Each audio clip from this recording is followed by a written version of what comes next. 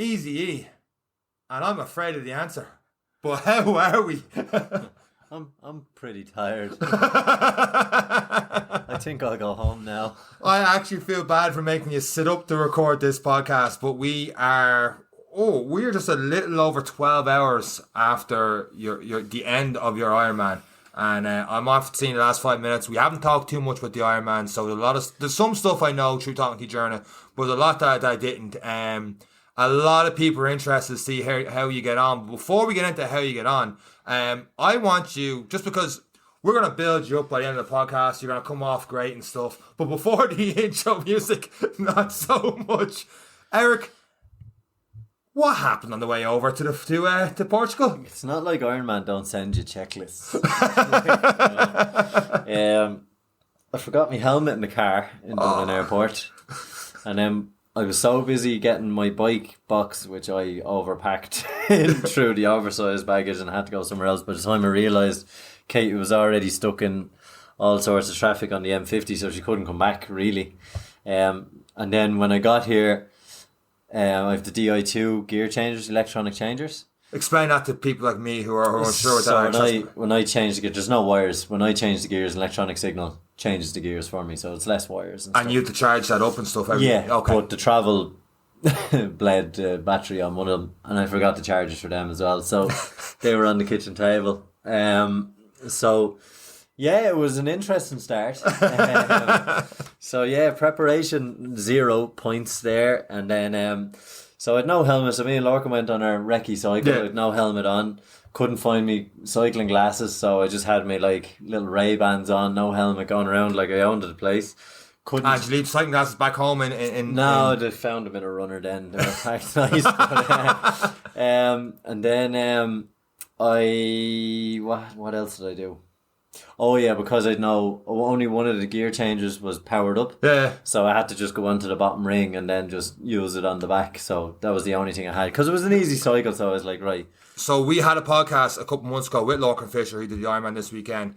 This bottom ring is the one you're supposed to sell on eBay though, right? You don't need this bottom ring. Yeah, well, I tell you what, I used every bit of it there over the last 24 hours. But yeah, so bad start. And then Kate arrived, got my helmet, got my charger. But that morning, just before they arrived, I had to go do a kind of recce swim. Yeah. So just get in the water, on the beach, in I go. I had a little nick in the crotch. Now, I'm too big for the wetsuit. Let's call a spade a spade. I bought it when I was 82 kilos. It's now 96. Oh. So it's a tight squeeze. So I had a little nick in it as it was. And when I put my right leg in and I tried to pull it up, it just went poof. Before you even got into the water? Before I got into the water, the crotch just exploded from one side of the knee to the other side of the knee. And there were people there who were listening that watched my crotch hanging out. It was a good thing I had black boxers. A good thing I had boxers on, to be honest. So we were there with about 30 other Irish people. Trisha, who I met there as well. Important to give her a shout out. She's one of the witnesses to the crotch explosion. But yeah, it was a bad start to that as well. Yeah. So I was like, right, I have to buy a new wetsuit now. So yeah, that wasn't it. Ironman loved me. But I got in, I swam, got a taste for it, got out. It was a little bit rocky even in the bay because it was a big storm. Obviously there was a big storm back home, big storm here. The waves were, there was 12-foot breakers where we were swimming. So it was only really Friday night they were able to put out half of the boys, right? And then Saturday morning we were able to drag out the rest of them. So, and at this stage when you're seeing all this, were you looking at this going, there could be a possibility the swim could be cancelled? Or no, because the Bay Area, I actually thought they were going to do a 2-lap. Okay. 70.3. So they just sent us doing 2 laps in the inner one, which to be honest haven't done the full one, and we get into it, probably should have done that anyway. But I was more worried about having to go buy a wetsuit and how much that was going to cost me. But the Ironman loved me this weekend anyway. So with the exception, obviously things happen with the wetsuit, accidents happen, Nick, and made it a little bit worse. But everything else, do you put this down to you were feeling the nerves before the Ironman, or was this just a case of just so much going on? Too much on, too much going on leading up to it. Even the night of the Ironman, like I was away. in Belgium on the Monday. Yeah. And then on the Tuesday I was in work, got home. We weren't staying in the apartment. We were also packing the apartment because we're moving away.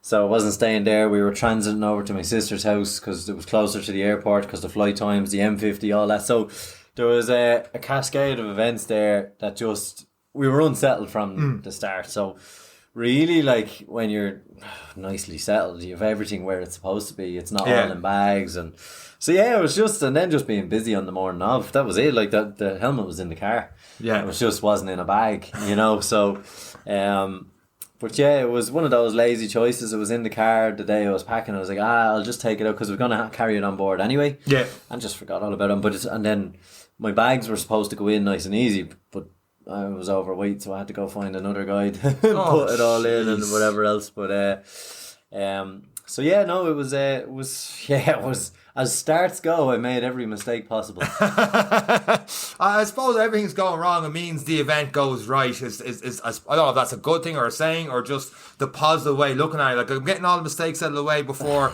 the start of the Ironman. So Thursday was pretty shitty around here. So was Friday. Saturday, I remember going. No, it wasn't at the bay, but wherever I walked, it was 20-minute walk just before, around 3-4k. And the waves were smashing against the rocks. Like, I looked at it going, this looks very similar to Cork. And I put up a quick story about it one day, and I was almost like, should I put this story up because people are going to be worried? But when it got to the bay, at the start anyway, it seemed much calmer. So you got there around 7 o'clock, 2 hours beforehand. And you know what? We're going to hit the intro music for this week's episode of the podcast, and let's get straight into Ironman Saturday. Let's go.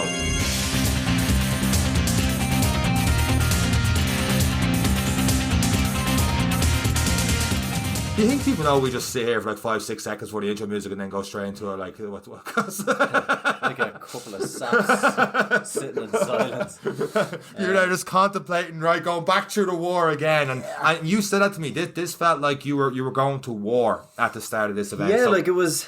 You know, usually, like, I've done a few races where you kind of get emotional. That crossing the finish line of a marathon, you get that emotion of achievement and stuff like that. With this one, that was kind of before. Okay. Because there was just something about, I'm starting at 9 and I know I'm not finishing until at least 10 o'clock tonight. Like, there's something in that's just like, it's bizarre, and you're giving everyone a hug and the well wishes, and then Ironman put on a good show. They're playing Gladiator, one of my favourite all-time songs.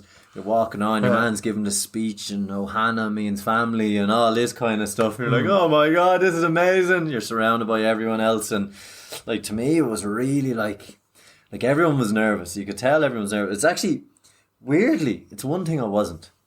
I think I just accepted I was that fucked. I wasn't even nervous. Yeah. I wasn't even nervous. I slept 8 hours the night before, loads of food, went to bed at 10, woke up at 6, had a bit of breakfast. Slept through 8 hours? Yeah, went to the toilet first thing. I was like, this is great. It's gone well. This is a fantastic day. So yeah, like, it was one thing I wasn't. I think I just accepted my fate. Like, other people were there like, oh, I need to break 12 hours and this will be my PB. I was like, I've done 14 weeks training. So you're there. You putting on this new wetsuit for the first time?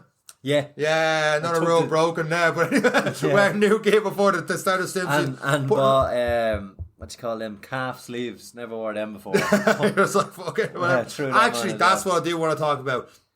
Why did you wear the calf sleeves? Well, one, I didn't want to shave my legs. There it is. So Lorcan Fisher, now in fairness, before we go into this, he's done 12, 13 Ironmans. Yeah. So he knows what he's talking about. He gave you a couple of tips before these events. Yeah. So one of them was to shave your legs. One of them was to shave because it's worth about 3 or 4 minutes over an Ironman.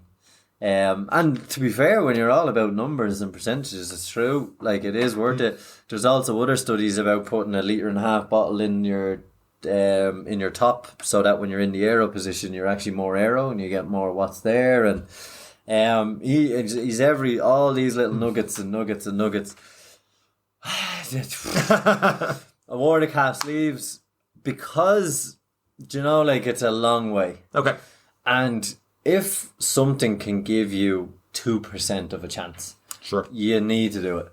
For me, it was 1, more aero on the bike, and 2, when you're pounding that after the bike, I was like, do you know what? And it's one thing that's not sore today is my calves. Whether it's placebo, whether it's anything else. Placebo's a strong thing, and people look at it negative. It's a strong thing, and that's muscularly. Like my calves are absolutely fine today, and usually they be quite sore after marathon. The only pain I have is above the knee, and into the knee. Like, I say pain, I'm just tight, you know. But so there was a lot of new changes on the morning of. I didn't have chicken and rice in the morning. I had that the night before. The night before, I saw you stuck to the old Chinese when it isn't broke and everything. Went to the Chinese. If it's not broke, don't fix it. And then the morning of, just had me slice of toast. I didn't overeat on the morning. Right. So. But with everything from there, you don't expect 12, 13 hours, you're probably getting no solid food. Like, so it's all the stuff like that. But toast and stuff, you felt good? Were you thinking that far ahead? Or? Yeah, no, for me, I'd eaten so much in the last 2 days that I was actually still full from 2 days previous. Do you know, it was that kind of, I actually just got to the start line nicely light feeling. That I wasn't bloated, I wasn't anything else, I was just nicely light. When you're doing a marathon, and double marathons come up this weekend, you're surrounded pretty much by runners because there's a long walk to it. It's just people that are going through this experience, which the excitement is living in nerves. You hear the MC talking and stuff. The Ironman, the big setup for the swim is next level. Like, the music is pumping. Your man, like you said, is talking Unite and stuff like that. And you had a few people over with you. Never experienced a pre-race kind of nerves, worry, how grueling it's going to be. When you saw the reaction of other people, specifically your mother, before the start of this race, did that throw you, help you? What was anything go through your mind? Yeah, how was that? Mum was in tears because she knows I hate the open water. Like, she was more afraid than I was. Oh, yeah. But stuff like that just kind of adds to the weight of the occasion, to the mammoth task you're about to undertake. And that was all it did to me. It was like, holy shit, I'm here. Like, this is it. And then as soon as I think after all the magical words that get you hyped up, then it kicked into Thunderstruck, and I was like, here we go. And that was it. But there are times, like particularly in that swim, and we'll get into the swim now in a second, where those little things you kind of hold on to them was like, just rein it in here, bud, and just keep going. There's too many people here looking at you. You know, like, it's flew all this way to support you, and I feel for anyone who didn't. There was a good few people who got pulled out of the water. Horrific that, seeing them while you're swimming coming out with their families and all in the wetsuit, and just the devastation on their faces was just heartbreaking. So I'd keep my head down during that stage. It was just it was very, very heartbreaking. I didn't get a chance, didn't get a good go of it, you know, and for a load of different reasons. So you're there to stand, and they break it like every couple of seconds, every 6, 8 people every 5 coming seconds. Every 5 seconds. Yeah, so it's a rolling start. So it's nice as well. Like, you'll see the elites go out and they're sprinting into the water, and they're diving straight in, trying to get the advantage. By the time they got to me and all my mates, we were all walking in, you know. You can see that. Half a shuffle and, you know, sprinkle in the water, and then we go swimming, you know. So, but it's kind of nice, you're surrounded by that. But yeah, the first 500 meters, I was feeling very strong. I actually passed a good few people. I was like, oh my god, this is a 120. I'm cruising. Wow. Yeah, really, really good. And then once we turned the second, I think it was 2.5 into the third buoy, all of a sudden I couldn't see buoys anymore. Jeez. So as you moved out, where your video was taken from, was along that route. So obviously your video catches the break of the wave, but we were swimming where they were starting to build. But yeah. So you couldn't see the buoy. Depending on what time you took your breath at, you might not see anything. Jeez. And then when you were in it, so look, I don't want to over exaggerate, and look, inexperience, maybe other sea swimmers be like, oh, that's grand, you know, fair play to you. But for me, I actually felt seasick. I never get sick on anything, cars, anything, planes, but for me, it was the 3 or so foot drop. So you'd crest the wave, and then you'd start to drop down. Jeez. And it was like, do you ever get that feeling on an airplane in turbulence when your stomach falls? Yeah. It was that every 5 seconds, every 5 or 6 seconds. It was just, and then I actually at one point then, I remember I got to the 2K mark, and I actually, just before the turn, I could just see the turn, and I actually had the breaststroke for about 100 meters, because the vestibular apparatus, my ears were not lining up for what body position I was in. Oh wow. And that's when I got sick the first time. I actually got sick in the water, like, and was coughing and stuff. How do you, like, you're obviously face down, you're getting sick, the water's coming in, you're trying to stop the water coming in, you're getting sick coming out. How are you going? Yeah, so just got sick and then just rolled on my back to try and breathe. So just lay on my back because the wetsuit's great. Once you go on your back, it opens up your chest. Yeah, it opens up your chest, and then I could actually just take a breath and relax while heaving. Jesus. I'm sorry if this is too much detail. No. This is the reality of it. Yeah. And then I'd roll over and then just breaststroking just to get a horizon for a little while and then kick in again. When we turned the corner, forget about seeing anything. Really? Yeah, we couldn't see a single thing. And then I have a feeling that boy drifted a little bit as well. Okay. It seemed to be a hell of a lot more than the 300 metres as advertised, you know. So, but again, couldn't see it. And then got sick there on that one because we were cresting the waves forward this time. So you'd be taking a thing and then you'd drop over the top of it. Yeah. And I was just like, oh my God, sick the second time. Then turned right. And then I just had to keep telling myself, this is when them moments kick in. I was like, I just sit until I crested the wave and I'd see where I'd have to go. And I was like, right, you little bitch. Just lock it in and swim and look, just get to the next one. Just get to the next one. But I made a fundamental error and I shouldn't have done it. And I always say, never follow the crowd. That was the next question. I followed the crowd turning the second because I couldn't see a thing. I couldn't see. I was so sick. And I followed the crowd. We ended up swimming out to sea about 200 metres further than we had to. And then I took a breath. I was like, I can't see anything. Because when you look out, you're looking 10 to 2. Like, where is it? Where is it? And as I took a breath, I could actually see the boys way out to my right. And I was like, Jesus. I don't believe it. So if you look at my Strava, you can see this kind of curve back in. So I eventually had to split the difference. I was like, there's one. And then I'd go down into the wave. And then I'd come up the other side. There's two. Go down. Come up the other side. There's the third one. I'm swimming in that direction. Because I had to just split the angle. Because there was no point trying to swim to the buoy to swim across.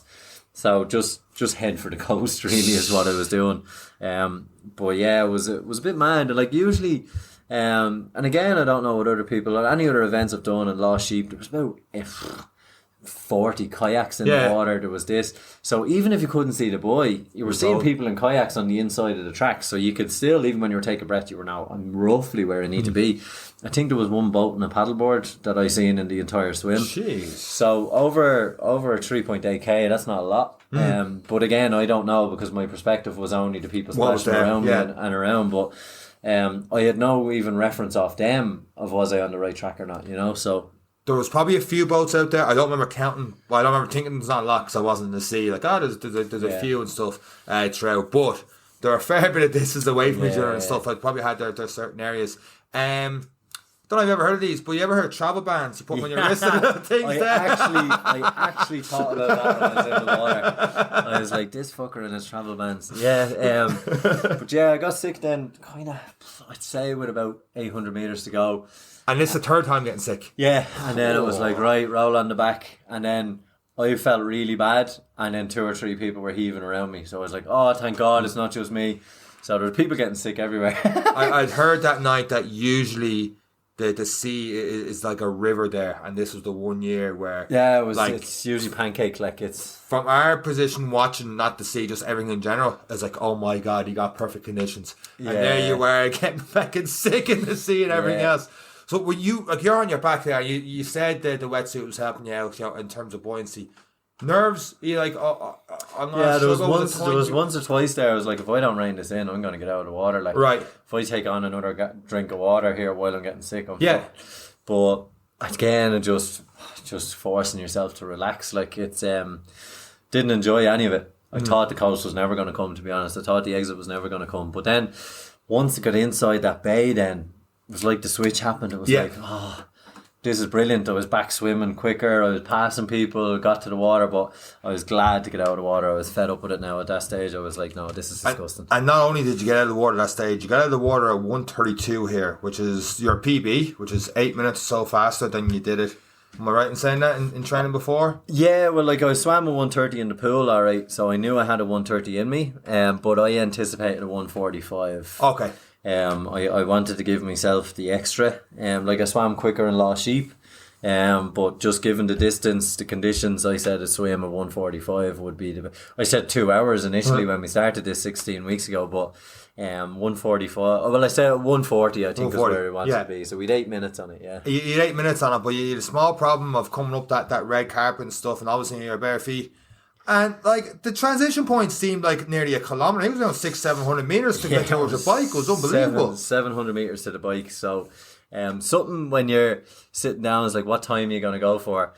You don't anticipate a 700 meter transition. So yeah, like that added on 5 minutes at least, onto that time. Like when I was playing the fine margins for a 13 hour, like it's something that adds in. But look, it's part of the race, and it's the same for everyone, and that's the beauty of it. But it's it was a long input. In a way, I was kind of glad of it, right? Because I just shuffled, and it gave my body time to relax after the swim, kind of get my balance back again before getting on the bike. If I was straight into a transition, I'd be like, oh my god, trying to grab my bag, topsy-turvy. So but it was a long run up the hill, all right. Yeah, I forgot to mention that hill heading up as well. Yeah, it was a big old hill up. But into transition and just a sense of calm, I suppose. Like I've done sprints, I've done Olympics, and it's all go. Everything is as quick as possible. With this one, I kind of just trotted down to my bags and then just sat down. I was like, right, what do I need? I forgot enough coming over. I said, I may as well just make sure I have everything here.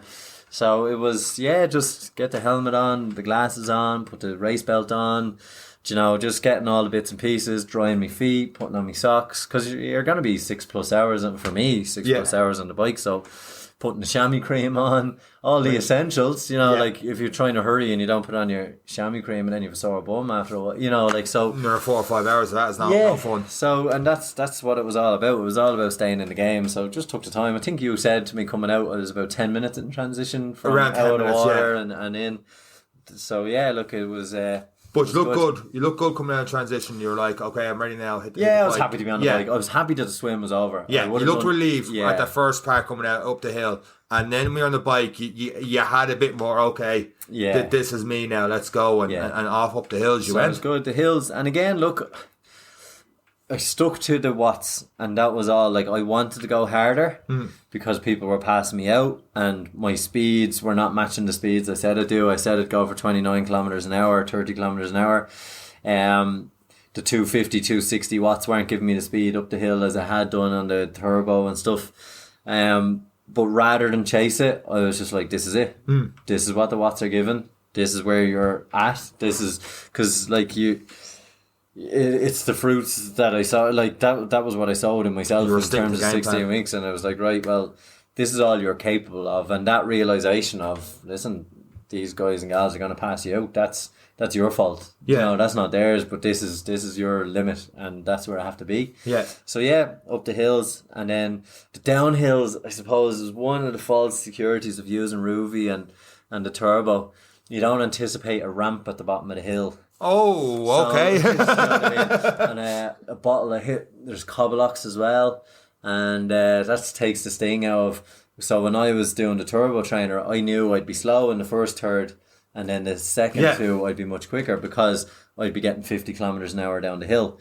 But that's over cobblock. There's 2 or 3 ramps on it, congestion, other people, turns, cars. And it has to be a little bit different on a turbo trainer to actually physically feel going down the hill. I'm not too sure what, if you're obviously in a turbo trainer, you're flat, you're safe where you are, you're passing someone, you feel secure passing someone, or whatever way it's done on the app. But like, to physically go down that hill and I know there's a lot more at stake here. I think now I did see a girl just after the top of the first climb on the way back down. She obviously came around the bend too quick and lost it. And she was in a bad way, like her day and probably a couple of months are done, I'd say. But Jesus. And that was a realization of, is it worth it? There's a lot more at stake, so.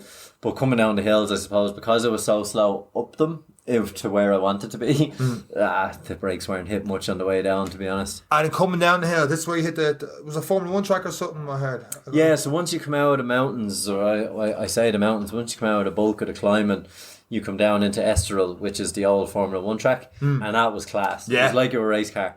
So like people, the cyclists were like trying to hug the inside, and then they come around the bend and they end up going real wide. And I was cycling like it was a race car. I was coming wide, cutting inside them up the hill. I was, Like I was having good fun. So it was nice. It was a nice change of pace. Obviously, pure flat surface, so it was just enjoyable. It was an enjoyable part of the cycle. And then that brought you, then it was pretty much downhill then all the way to where you guys were at the hotel. Yeah, I seen around the 35k mark at this stage, and that's when you were really picking up speed. And you can see on the app, you were climbing back up. You hit 25 and 26 and then 28 and then you're 30 down for the next segment. You looked really comfortable, really good going down that hill. So much so I'm like, he's going to be good for the next 6 hours. And then you're on out the coast road. I saw you come back around, I want to say near 80 kilometre mark, or maybe 85. 85, yeah. And, oh man, sure, fucking you were high five and everything going past me. Yeah, you were good. I was actually feeling really strong until I wasn't. And it was on the climb, so I know now what happened to my bike. I'd say it was all the vibration through the cobblocks and everything, but the skewer that's holding my back wheel on obviously started to come loose, which is really, really dangerous throughout the race. But obviously that messed up my gear shifting. So as I headed off into the hills, tried to get another gear, and there were no more. It kept slipping, and I was doing this, and I didn't want to break a chain, and I was like, oh no. So the second time into the hills, I was climbing in a heavier gear and having to stand up more, and I was burning a lot of energy, and I suffered in the next hilly portion. But I couldn't get off the bike and figure out what was going on either, Yeah. So probably would have saved myself a lot of hardship and probably 10 or 12 minutes. So hindsight, just for the sake of a 30-second look and taking out my little tool and tightening things.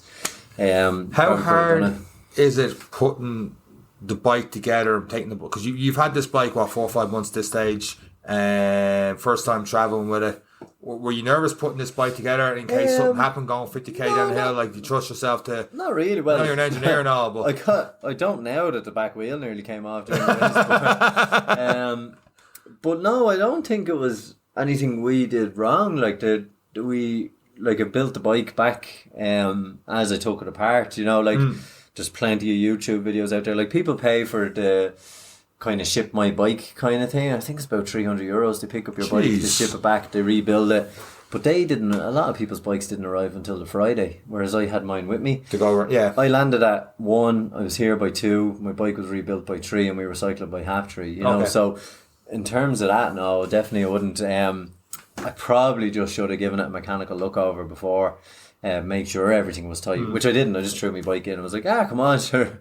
What's the worst that can happen, So should have just given everything a tighten, making sure everything was all right, But yeah, it was like that. The gear thing really, really pissed me off. And then when I was trying to get high speed down a hill, when I'd have it in the highest gear, it'd slip off.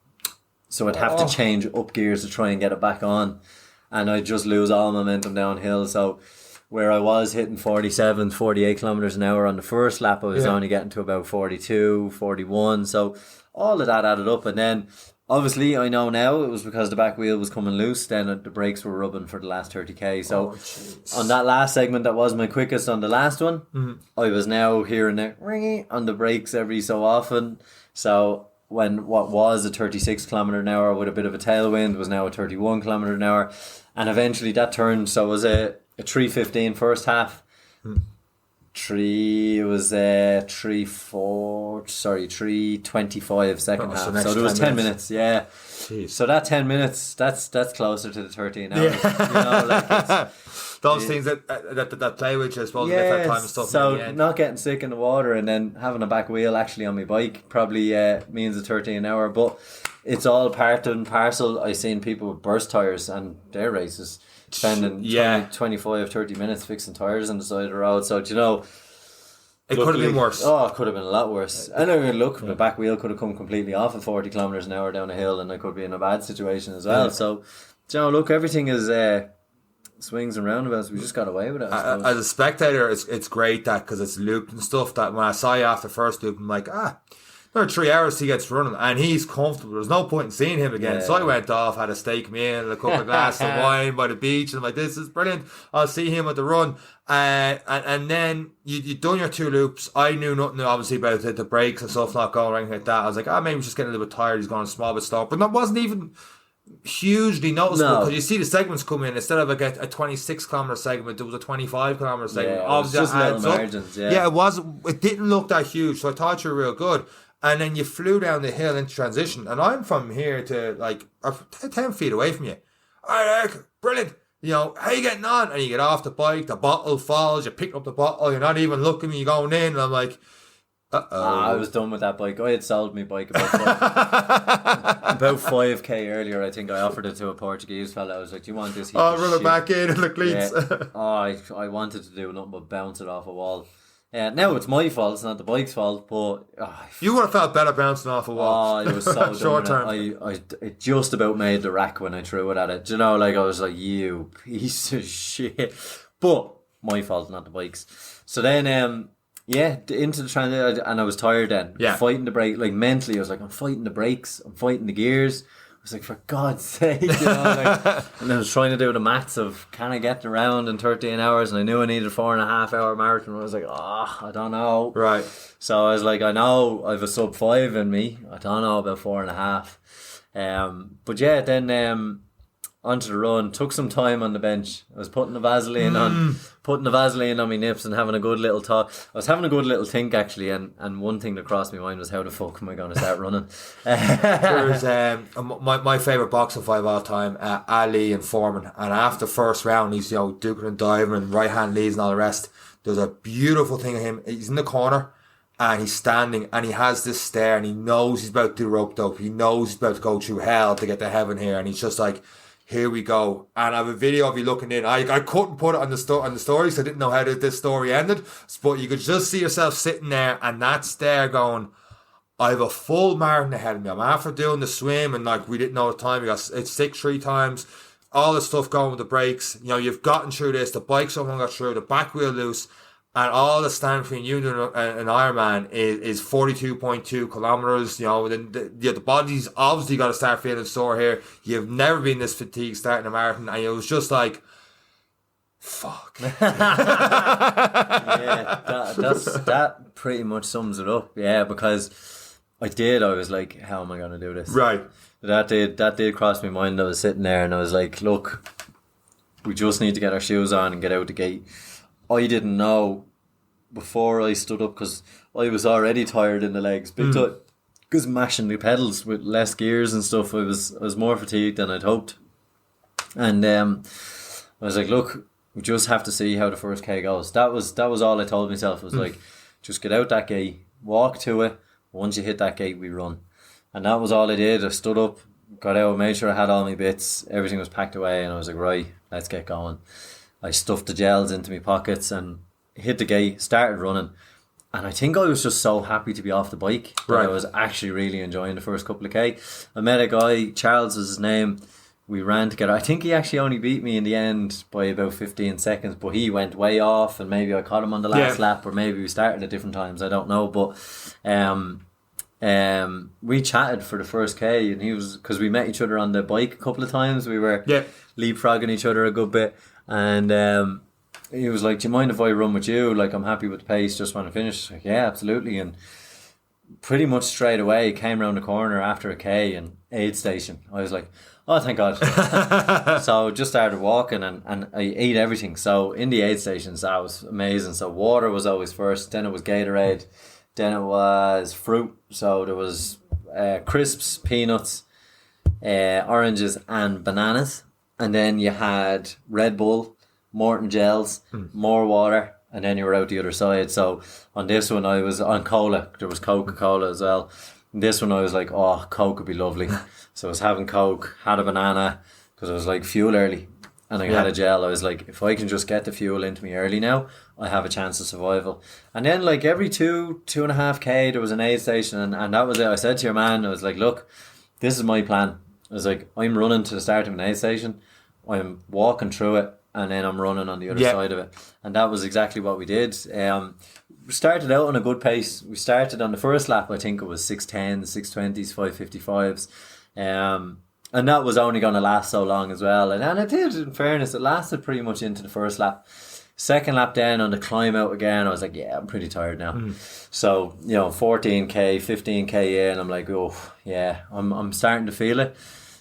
Kept eating little bits, drinking little bits, pouring water on myself to bait the band just to keep the body temperature down. But the heart rate stayed at 140. So I knew that was the pace for me. I'd say I was running at a 6:10, but because of the walk, it was averaging a 6:45. But I was quite happy with that. And in certain segments with different hills, I milked it because I knew what was coming next. And when you were with me for a couple of times, I said it to you a few times, I'm going to milk this for another 100 meters because it's a slightly longer to the next aid station and it's all uphill. So I was like, just take the extra break. Mentally, it was like, right, now you've taken that extra break. You've no excuse up this hill. And that's what you did. I mean, because I was following you from behind for a fair bit because I didn't want to be side by side with you for the whole thing in case you're like, get them away from me. I need to just, get in my own head, get in my own zone. And you could see you going into the aid station. The aid stations are phenomenal, by the way. Oh my God, chocolate cheese to credit to the Cork Marathon. But like you went, like you were almost an autopilot. In a routine of the water, the Gatorade, bang, bang, bang, bang, psyching yourself up, hit the last bin, bang, away you go. And you never stopped in between aid stations from what I've seen. It was always right, kept trotting along, no matter what, you would keep going until you hit that next aid station. And you could just see, that's the plan, and you kept at it, aid station, going straight through, back on again, and away you go. So when you're like, I'm milking these 100 meters, I'm like, cool, because I know when you start running, you're not stopping again until you get to the next aid station. Once it was keeping me sub 7 minutes, 6:45, 6:30, I was happy to milk them and just get on board the fuel. On the second lap then, I had just left you at the top of the hill and you would think I'd be safe because it began the descent down. So it was pretty much from that point 3 kilometres, all downhill before you climb again. I was about 300 or 400 metres after I left you. I started to feel the woozies. And I was like, oh no. I was like, I'm out of fuel. Even though I'd been grazing, I just ran out of energy. And when I got to the next aid station, like I walked. I strolled through this aid station. I got to the gels. I picked up 3 gels and I got the 3 Morton gels into me. I think that's about 120, 130 grams of sugar. Like, I lashed them into me because whatever goes in then, it's not going to take hold. So I got water, got Gatorade, Red Bull. I drank the whole Red Bull for the caffeine. So one of them's going to kick in first. And then I ran down the hill. Then I took another little couple of 100 metres. That was around 25, 26. It'd be interesting to see the split on that one. I'd say it was nearly an 8 or 9 minute split on that one. I want to say 8:46 top of my head because I saw it and then I was told, hey, you're in a bad way. You're come to lap 3. Came down around all the fans who were sitting in drinking wine and eating pizza. Any FOMO at that stage? My friends and family had set themselves up in a restaurant with pizza and wine and just kept cheering at me every time I came past, which was brilliant. But I knew I was under pressure. Got down to the turn point, so you run down the hill. The finish line is there, and you can hear them. 10 hours, you are an Ironman. Yeah. And I'm like, fuck you and your 10 hours. I'm going out to this fucking thing again for 3 more laps. You fucking. So you look at them all, and then you head back out, and it's heartbreaking. It is heartbreaking. So from that bottom point, then it is a climb for the first 3k, 4k. You're climbing pretty much out, and I didn't feel really too well. Now I still ran the hills. Got to the aid station for the second time and I got a caffeine Morton into me then, and another Red Bull. And somewhere around the 28k I came back to life again. So off I went then. 28 was it? Sorry, it's about 26k before the turn. I came back to life. I met you again, and then I was like, I'm feeling better now. Got down into the hammies and all starting to tighten up, all that. So taking on Gatorade, isotonics, stretching every now and again. And then on the last lap, I think I just got all that fuel I took in on the lap before, just came to 4. And as I climbed on out, back down the hill, and around, I met you pretty much for the whole hill. And I was feeling great. I was running a 6:10 up the hill, I think, at that point, or 6:20. Oh, right. Yeah, you're very comfortable. Just for people that don't know, for this last lap, I was on a scooter. Just in case people are like, Jesus, Sean's doing a lot of this running with. No. I've heard a lot of this now at this stage. I'm on a scooter over to the side here. Yeah. And when you're coming up that hill, I'd heard you in a bad way and I'd seen your splits and stuff. But the time I saw you again, I was like, there was no need for a rah-rah speech. I wasn't trying to get the heart rate up or anything like that. It was just talk to you a little bit here and just, with 8k to go. I was like, look, this is, you've done these loops and stuff. and I was getting more and more confident. Like, okay, he's actually. You seemed not switched on, and you know you're not gonna say it. I'll say it for you. Now when you switched on, you started taking souls. You were passing people out, and like a lot more. You were passing a lot more. One or two maybe passed out, but apart from that, you were passing 15, 20 or so people. One or two passed me out, but then I'd passed them again. 200 meters later, like they just. I think they were using me as a target. But yeah, I think I passed around 30 or 40 people in the last lap. Easily. So I kind of came into my own. Look, it wasn't world record running, like, but for me to be that comfortable, I don't think I've ever been that comfortable finishing a marathon, to be honest. You were looking very comfortable for that last thing. Once you got into that last lap, I was like, okay, this is going good. I was in good form. I was seeing people walking all around me. I was passing them all out, and every person I passed out, I just seemed to grow in a little bit of energy, because I was like 29k, 32k. I was like, I'm still in it, 10k to go. Get to the top of the hill, 36k, high five and the lads. Yeah. I knew I'd only one big hill to go. That was it. So yeah, no, I bar that middle section, that 5k in the middle when I met God. I was like, this is gonna be a long night. But just experience that happened to me twice in the Dublin marathons. When I was on for my 320 and the hammies gave up, I didn't feel right. And I knew when I knew the feeling straight away, and that's my level of experience. I didn't even think. I just got 3 gels, opened the 3 of them, and the 3 of them went into my mouth at the same time. I got a Red Bull and strolled, and I got a whole Red Bull into me. Like, the sugar I took in that 40 seconds was phenomenal. But you didn't panic. Phenomenal. No, I knew what I had to do, and then I just took the extra walk down the hill, just let the self process, and then just got shuffling again. But yeah, like that last K, it was enjoyable, really, really enjoyable. Like I walk up the hill because one, it was wet and it's cobble-lucky. I didn't want to fall going up the hill. Like, it's the same one to come out of the swim. It's quite a steep. It looked like probably not a 45-degree angle, but we're looking down on it, looks like a good 45-degree angle coming. And I was just like, I'm not running up this. I'll do a hammy or something. I was like, just walk up it, and I walked down it as well, because sometimes the down is nearly worse. But yeah, that I looked at the video you recorded of me walking up that, like, I was in a different state to the 5 people around me. There was a guy right before you that walked up top of it, and I swear I thought he was going to collapse. He just got to the top, and I was like, yeah, you're there. He didn't even look like he knew where he was. Yeah. He just had that far dazed look, and just he almost wobbled when he got to the top of it. And I was like, oh God. And then you came up, I was like, hey, I was like, brilliant. He has it. And everyone. Yeah, it's phenomenal.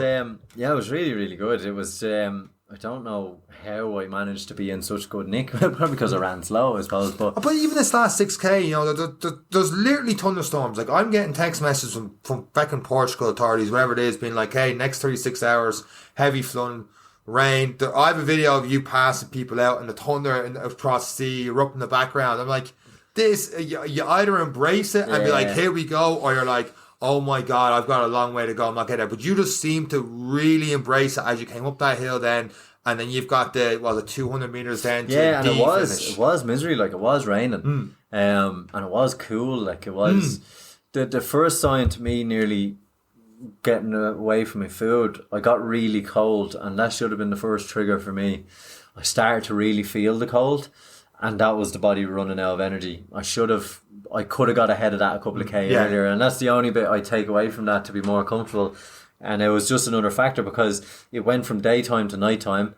It went from sunny to raining. So I just assumed it's the cool breeze and it's the rain, not you're reaching your maximum here, because I didn't take a lot of gels in the run. I was eating oranges. I was just happy to eat something different, you know. Well, I had a big puffy jacket and hat on me by this stage. I had to get scooter back to the guys, get more layers, and we're going here for a while longer. But the temperature drop was a lot. But we'll get back to 200 meters. This is what it's all about. This fucker's been saying it for hours. You'd loop back twice to hear this person everyone. He's saying everyone, and then here comes your turn. Do you know what nearly broke me in that final stage? What? Watching the people going out on their third lap when I was on my last, and I'm like, I felt so bad for them. I felt bad for myself. Really? It was just so weird, because I was like, I'm 13 hours. Yeah. Plus. I was just like, at that stage, I was like, just once I'm under 14, I don't care. Yeah. And then I was seeing some sorry soul, and they're walking. They're not even running. they've got 14k left and they're walking out, and I'm like, oh man, that's like, what's 14k of a walk? Like, that's another 2.5 hours. Yeah, in that Cut misery. off And 16 hours, you know, like, oh, there's no. a storm brewing, and the storm got a lot worse. I hung around for a good hour or two after you left, and like, it's still here leaving the area. You Just are an Ironman at 15 on, and there's Ironman. not many people in the crowd at this stage watching you and stuff, because you were saying to me, you're like, oh, there's probably feck all people in the stands when you come back in. I'm like, no man, you don't realise how many people you've passed and how many people are still on this track, because it's fair. That place was still hopping when you were making your final way in. I think overall I finished in the bottom third. I think it was 800 out of 1200, which is pretty good. It's your first one. Yeah, for the first one, it's like, but you see these guys, you see the professionals passing you on the bike when you're on your... They're on their second lap, Yeah, I'm coming to the end of my first and they're like, whoosh, coming past me. It's like, oh my God. Cruising. Yeah, it's just effortless. Effortless. I think they average like 41, 42 kilometers an hour on the bike. Like, it's just amazing to watch. But yeah, that feeling, that getting the flag and all, I just enjoyed it.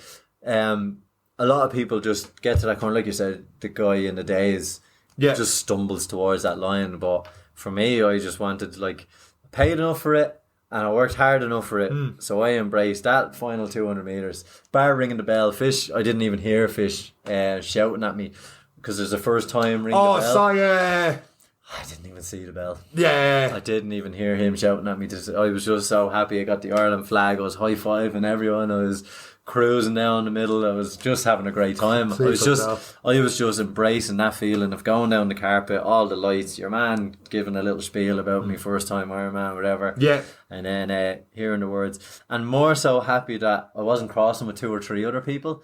I had to hold on to myself. Yeah. Well, that's what happens when you're that slow, I suppose. No, there's definitely a lot more coming in before and after you, but you definitely had, because a fair few came in together after you, and then a fair few before, like, so you're just... Yeah, it was the timing of it was perfect. VIP, I suppose. Yeah. There was no one else with me, and I'm looking forward to those photographs of crossing, because I had the flag and stuff, and there was no one else with me, so they snapped 3 or 4 times. The cameras came out of everywhere for that one, so... And you had the right way. You ain't got the Iron Post way on as well. I saw you having a double take on it, and then you were like, hey, you kept going. Right hand green, but it was... they'll get their money out of me for that photograph. 100%. Well, yeah, like it was like sitting here now, I barely got out of bed to come over. Now I had my breakfast and all. Yeah. I'm just tired. Of course. Crap sleep. The nervous system is shot. Shot to bits. Yeah, I was waking up thinking I was still in the race and stuff, and then going toilet and just random things like feeling me watch, waking up and checking me watch. Yeah. You know, it was just like... But you were on autopilot doing that for 13, 14 hours. Like, it's... So it was... it's just... I'm glad I did it. I reached what I sowed. 16 weeks. I think I overachieved for what someone should achieve for 16 weeks.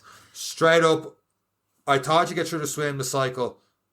I really thought you were going to struggle a lot more on the run. Yeah. So, like, talking to you last week in the podcast, I remember you correct me if I'm wrong, but you seemed a bit down on yourself in the podcast last week. And I was like, right, I can't hammer this to him about the run and not doing enough in the run and not getting there. But I really thought you were going to... So when you started showing 25k, I'm like, okay, here it comes. And then when you brought it back, I'm like, how the fuck is he doing this? Like, envious a little bit. I'll give you that. But you brought it back. You stuck the game plan, got through.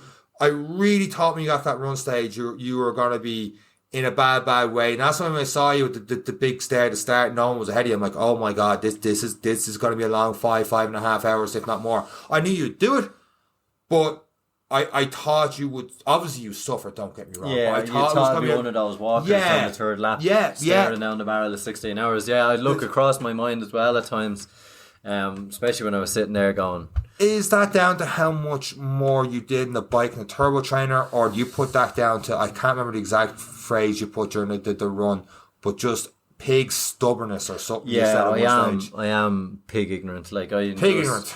Absolute piggery. Like, it's just... That's the one. Yeah. Like, when we were going up that last hill, and you were like, how are you feeling? And I was just like, this is just going to be absolute piggery. Yeah. It's kind of similar phrase that I used before. I just have an ability to go into a hurt locker and close the door and just go. I have no right to be in that state.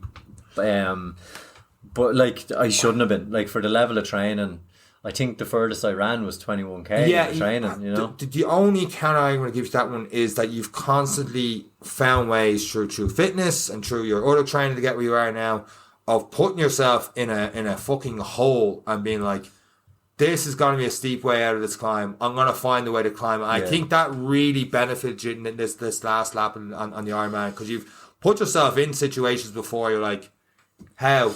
I just have to find a way to keep going. And you had that stack of proof to back yourself up in this last lap. I think, and I said it to you when we were running, I thought Santorini actually hindered my training, but those runs we did up those hills actually benefited me, because I was climbing hills that I knew were only 700 meters long. We climbed 9k up a hill steeper.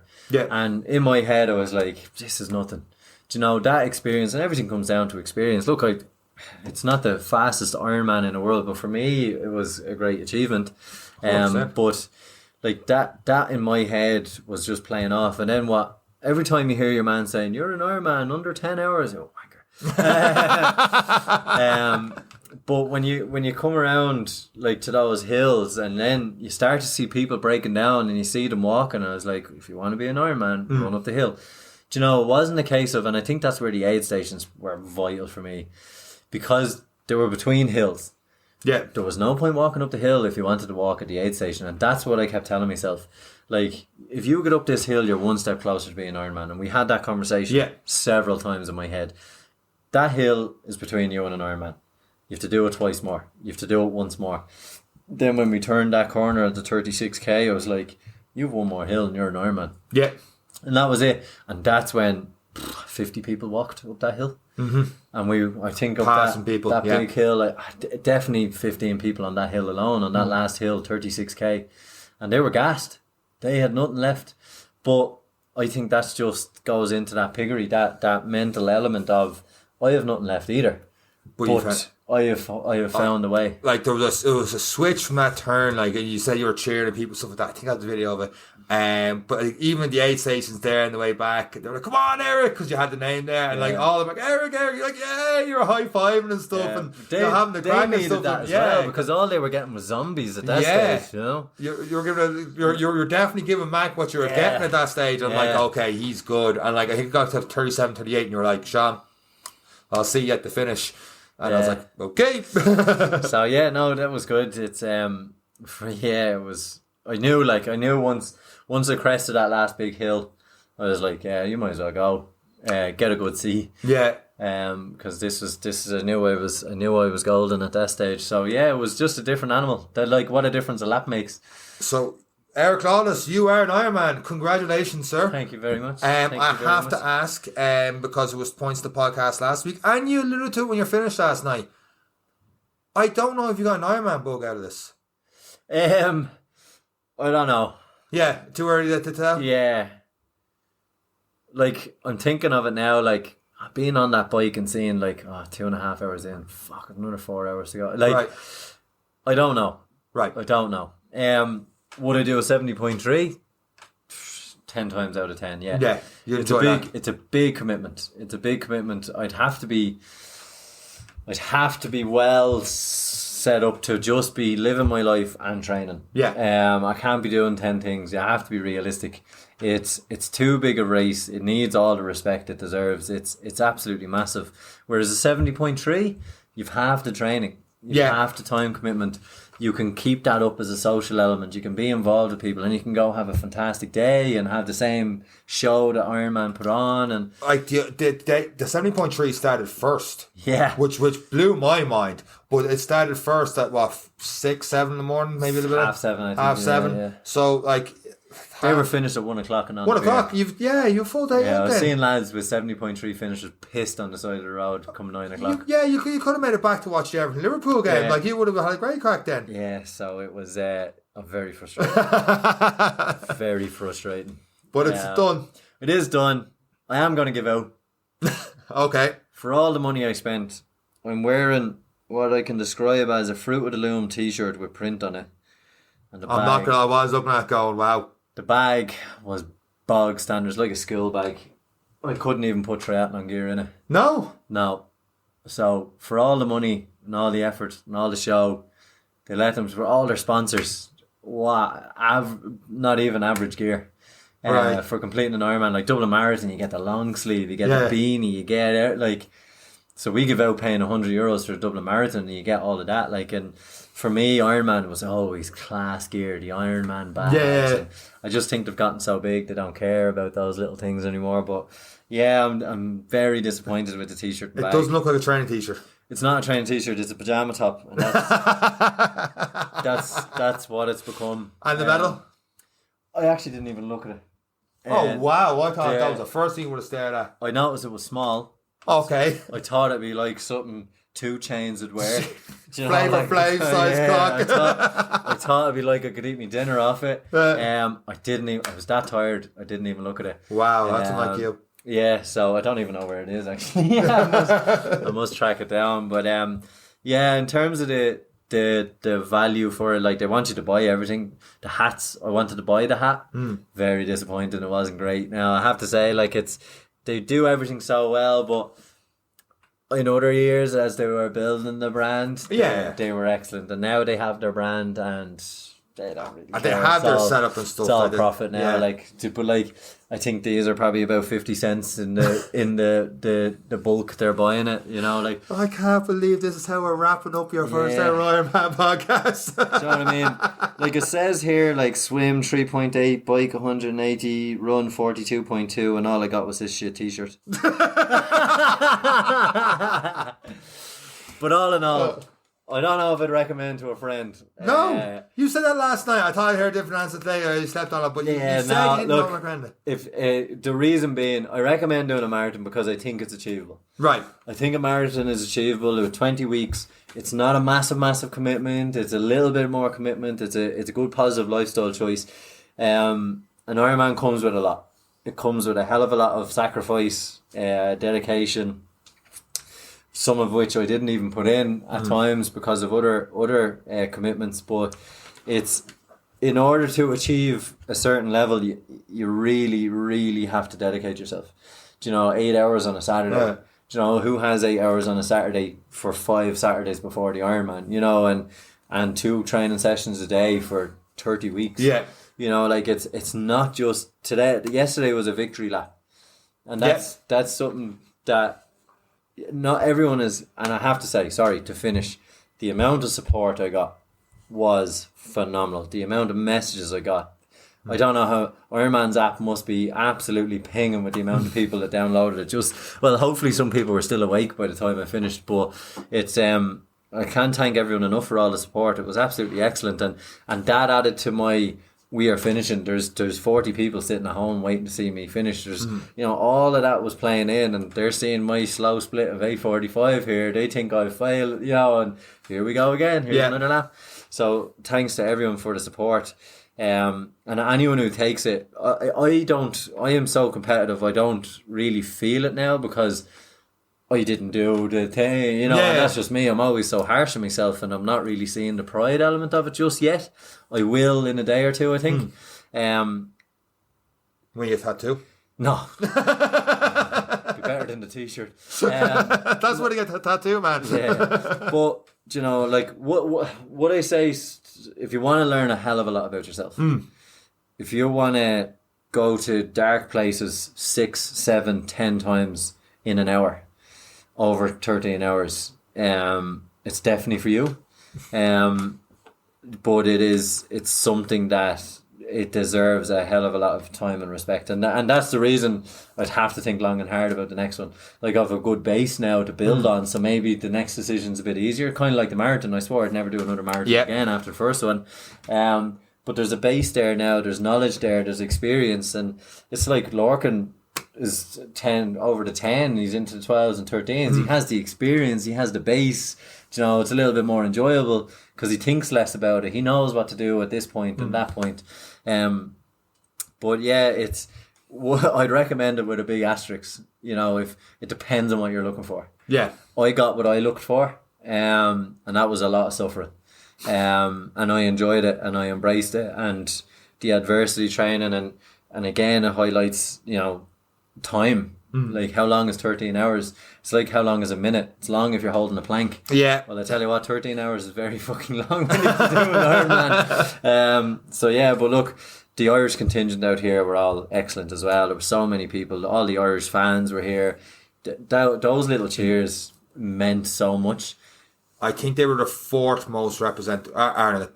We were the fourth most represented country doing the somewhere like that, fourth or seven. It was middle of the top 10 anyway. I think somewhere along the way. But yeah, it was absolutely brilliant. But the Irish support outnumbered everyone else. Yeah, and that was something like the athletes might have been more for Great Britain in this, but there was Irish flags everywhere on that run, and it was just nice. You'd see an Ireland flag, like, go on Ireland, they get a little cheer, It's just 400 meters is then passed, and then you're like, oh, there's another, and you're just having a bit of fun.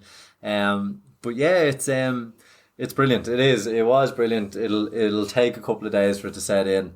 Don't know if I'll be doing Dublin Marathon. We'll see. I was going to save that for if we get a preview show of Dublin Marathon in the middle of the week. I was going to leave on a cliffhanger to ask you that. We'll see. I hope to see in toners afterwards for a couple of points. I could be locked by 12 o'clock. That's alright, pal, because it'll only take me 1 point to catch up with you. Look, we'll see. We'll see how the recovery goes. And that's one thing. We just have to be realistic. And look after the body. All in all, it's 3 hours since I've woken up. I'm already feeling a hell of a lot better, So we just have to see how it goes. It'll take its toll for a couple of days, but I just have to see if I want to do a marathon, to be honest. But yeah, well, the goal for 4 years is you've hit that unbelievable milestone. Normally I ask what's next, but I think that this was such a big one that I'd say you're probably not too sure what's next, are you? No, definitely not. That was something I've always wanted to do. I don't know if I ever want to do it again. I'm sure I will. Yeah, I'm sure I will do it again at some point. But for me, it was it's definitely something to just. I'm glad it's done. I'm glad it's over. See, now it's into I need to beat this time. Now it's into more prescribed, more pressure on me and all that. And does that 13 hours hang over you?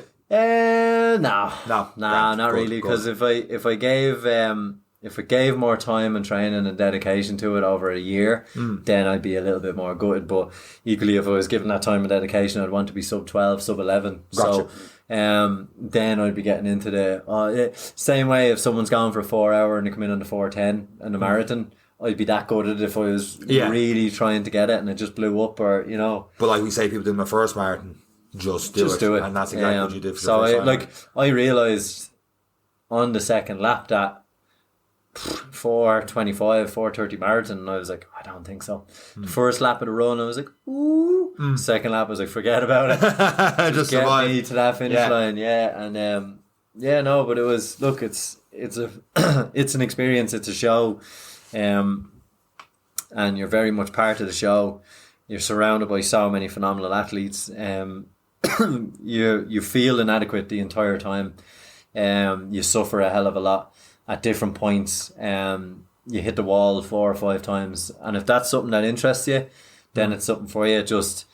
I would just to enjoy, like, the training is the hard part. And if you can get the training done in good time, give yourself good lead in, nice builds and nice trends of heavy into light, and keep building that fitness up, the Ironman itself should be a really, really enjoyable day for you. Like, I did enjoy the day. I did. I had highs, I had lows, and I thoroughly enjoyed that last 8K. If I didn't have such a good run, I think I would never do an Ironman ever again. Right. But it was the fact that I know it was slower, and I've said it a couple of times now, I don't think I've ever had a good 8K like that in a marathon. In what's that, 5 or 6 of them we've done now. So it was, that was a nice, strange experience. Like, the legs were shot, all right. Yep. They were tired. There wasn't much pace left in them, but just passing people and drinking Red Bulls and making my way to the finish line. So it was absolutely excellent in that sense. So I'll just recover and then we'll see. Definitely 70.3, 100%. I know I'm going to do a couple of them. Probably one in Dubai next year as well, just to keep the hand in, because I really enjoyed the triathlon. I just think, my first 70.3 was 6 weeks ago, the last sheet. This was my first Ironman, so And you've already learned so much between those two. Like it's phenomenal. I have a new wetsuit. I have a new bike. So you better put it to good use. I may as well do one or two more. But yeah, I think I will. No, the more I'm reflecting on it, I think I will. But it'll be done in a better way. It'll be done in a way. I'm gonna get involved with a triathlon club. I'm gonna have the time now over the next 2 years to really just enjoy the training. Without external pressures and stuff. So yeah, but it's that's the experience you're signing up for, and that feeling of crossing that finish line is just, it's not like any, the feeling at the start of the race is not like any. There is, for the last time I'll say it, there is something terrifying about standing on a beach knowing, right, 12, 13 hours, and God knows what's going to happen in between. Like there is something in that alone. There's just so many more variables that come into an Ironman than anything else. Like there's a swim. Like the one reason that put me off it will be the swim, but there's knowing that day, like when I heard afterwards, that beach is normally like a river. It's normally calm, it's just flat, cool. pancake. You know, it's. They said it's on October 19th, 2024 for next year. No, I'm not. But that's the date I heard. But like talking, he was like, normally it's flat like a pancake, like said, and it's grand, and you just don't know what you're going to turn up on that day. Like, you know, it's a little bit more, you have a higher chance of it being a little bit better than what would be in Cork, considering all the stuff they've been through and still getting through that. But you know, that's part and parcel of an Ironman. And that's like it. You said, the bike, anything can happen as well. To be honest, we got a better podcast because I puked in this. And,